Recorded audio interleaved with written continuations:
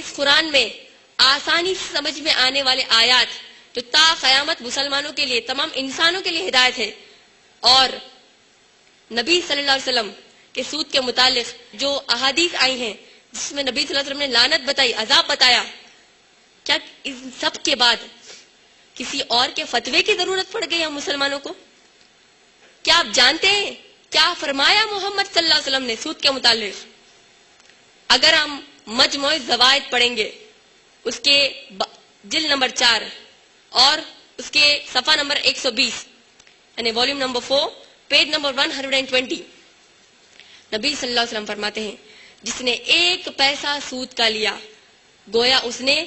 36 مرتبہ زنا کیا۔ استغفر اللہ۔ زنا یعنی مرد اور عورت کے ناجائز سیکشل تعلقات کو کہتے ہیں۔ استغفر اللہ۔ 1 پیسہ سود کا اگر لیں گے تو گویا ہم نے 36 مرتبہ زنا کیا۔ استغفر اللہ۔ اور نبی صلی اللہ علیہ وسلم یہ بھی فرماتے ہیں بیہقی شعب الایمان میں جلد نمبر 4 حدیث نمبر 1932 میں یعنی والیوم نمبر 4 حدیث نمبر 1932 میں نبی صلی اللہ علیہ وسلم فرماتے ہیں جس نے 1 پیسہ سود کا لیا گویا اس کو اس کی سگی ماں سے زنا کرنے کا گناہ ملے گا۔ ذرا غور کیجئے، زنا خود ایک بدترین گناہ ہے اور اس پر نبی صلی اللہ علیہ وسلم کہہ رہے ہیں کہ 36 مرتبہ زنا 1 پیسے سود پر، اور دوسری حدیث میں تو سگی ماں سے زنا۔ ایک اہم بات جو ہم سب کو غور کرنا چاہیے وہ یہ ہے کہ نبی صلی اللہ علیہ وسلم نے 1 پیسے سود پر اتنی بڑی لعنت کہی، جبکہ ہم مسلمان آج سووں کے پیسوں میں نہیں بلکہ ہم روپیوں میں سود کا کاروبار کر رہے ہیں۔ ذرا سوچئے، جب اللہ سبحانہ تعالیٰ نے قرآن مجید میں ماں باپ کی نافرمانی، جوا، شراب، زنا یا پھر جھوٹ بولنا، غیبت کرنا، ان تمام گناہوں کے لیے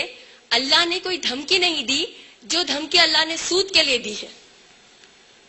شرک کے علاوہ، شرک کے بعد سب سے بدترین گناہ اللہ کی نظر میں سود لینا یا دینا ہے۔ اگر ہم قرآن مجید پڑھیں گے، اللہ سبحانہ تعالیٰ فرماتے ہیں سورہ بقرہ سورہ نمبر 2 آیت نمبر 275 سے آیت نمبر 279 تک، یعنی سورہ نمبر 2 آیت نمبر 275 تو آیت نمبر 279 تک، جہاں اللہ فرماتے ہیں جب اللہ سبحانہ تعالیٰ نے سود کی لعنت کے بارے میں بتا دیا تو آخری آیت میں اللہ فرماتے ہیں آیت نمبر 279 میں، اے نبی صلی اللہ علیہ وسلم کہہ دیجئے ان مسلمان اور غیر مسلمان سود خوروں سے کہ اب اگر یہ سود پر پیسہ لیں گے یا دیں گے تو پھر ان کو کہہ دیجئے کہ یہ تیار ہو جائے اللہ اور اس کے رسول صلی اللہ علیہ وسلم کے خلاف جنگ کرنے کے لیے۔ میں پوچھتی ہوں ہم میں سے کون تیار ہے اللہ اور اس کے رسول صلی اللہ علیہ وسلم کے خلاف جنگ کرنے کے لیے؟ اگر ہم اس سود کی لعنت جان بوجھ کے یا انجانے میں اگر ہم ملوث ہیں تو ہم کو سب سے پہلے چاہیے کہ ہم اللہ سے توبہ کریں اور ایسے گناہ کو کبھی بھی نہ دہرائیں۔ آئیے میں آپ تمام کو دوسری ایک اہم تعلیم اسلام کی بتانا چاہتی ہوں جس پر ہم مسلمان صحیح طریقے سے عمل نہیں کر رہے، اور وہ ہے حجاب کا حکم۔